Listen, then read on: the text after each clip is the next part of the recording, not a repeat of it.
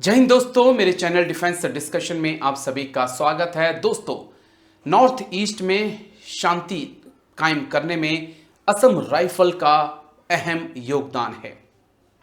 जहां योगदान भी दिया है और असम राइफल के जवानों ने नॉर्थ ईस्ट में शांति के लिए कई कुर्बानियां भी दी हैं और उन कुर्बानियों को देश भूल नहीं सकता है।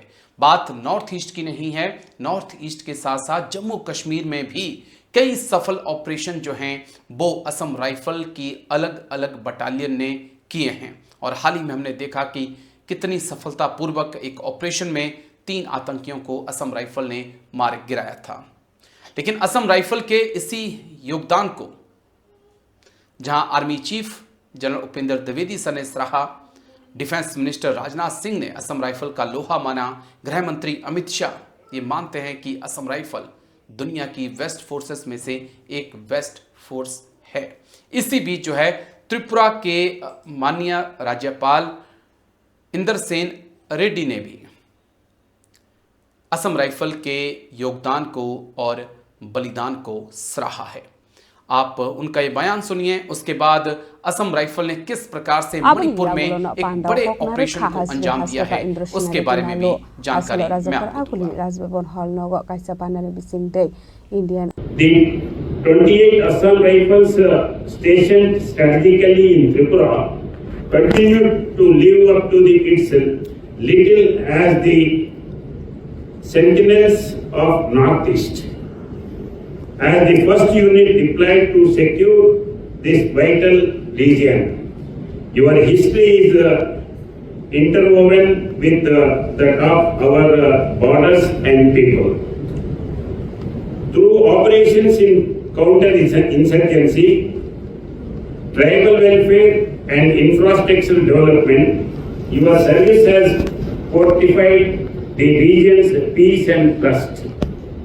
Your efforts to empower local communities, organize medical outreach and protect vulnerable population exemplify services with a humanitarian heart. A special recognition must be made of your commitment to keeping the unit drug-free and your consistent and courageous anti-narcotics operations. The seizure of contraband substances by your personnel has not gone unnoticed and is a strong statement of your vigilance in protecting not just land but lives. Your integration of women personnel into operational goals adds a progressive dimension to your strength. You are not only safeguarding Tripura and Northeast, you are setting a powerful example for the entire country. Mental preparation alongside physical training must be a continuous process. It continues like Israel, in countries like Israel, especially post the October 7 attacks, every off-duty soldiers now carry their weapons to remain combat ready. Similarly, in Naxal-affected areas of India, तो जिस वक्त पूरे भारत की नज़रें जम्मू कश्मीर पे हैं, जिस वक्त पूरी दुनिया की नज़रें जो हैं वो एलओसी पर हैं, भारत पाकिस्तान की टेंशन पर हैं, उसी बीच असम राइफल ने मणिपुर में एक और बड़े सफल ऑपरेशन को अंजाम दिया है। यहाँ पर 10 आतंकियों को जो है वो गिरफ्तार किया गया है, जिनके ऊपर अवैध वसूली और के आरोप थे। हथियार भी इनसे बरामद किए गए हैं। पूरी खबर मैं आपको बता दूं, ये खबर है कि मणिपुर में सुरक्षा बलों ने अलग अलग प्रतिबंधित संगठनों के कम से कम 10 उग्रवादियों को गिरफ्तार किया है। ये गिरफ्तारी इम्फाल पूर्व और इम्फाल पश्चिम जिलों में हुई है। पुलिस ने रविवार को बताया कि प्रतिबंधित यूनाइटेड नेशनल लिबरेशन फ्रंट पोम्बई के 4 कार्यकर्ता और एक सहयोगी को इम्फाल पूर्व के बांगखेई थंगापट मापन से गिरफ्तार किया गया।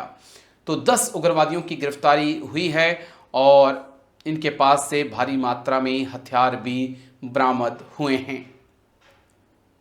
क्या कुछ इनके पास से बरामद हुआ है वो आपको बता दें।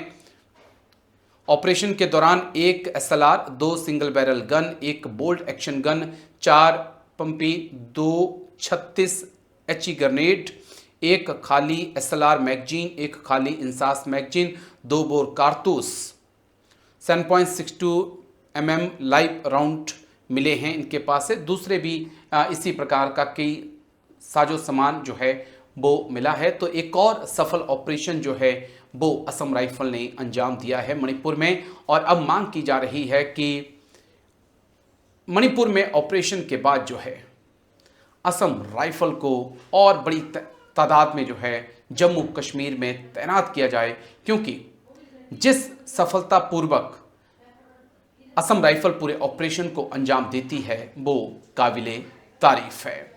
तो बधाई असम राइफल को कि आपके योगदान को माननीय गवर्नर ने भी सराहा, और हम उम्मीद करते हैं कि आने वाले वक्त में आप MOD में हों, MOD का हिस्सा हों, भारतीय सेना का हिस्सा हों, ताकि आपको वो तमाम फैसिलिटी मिल सकें जिन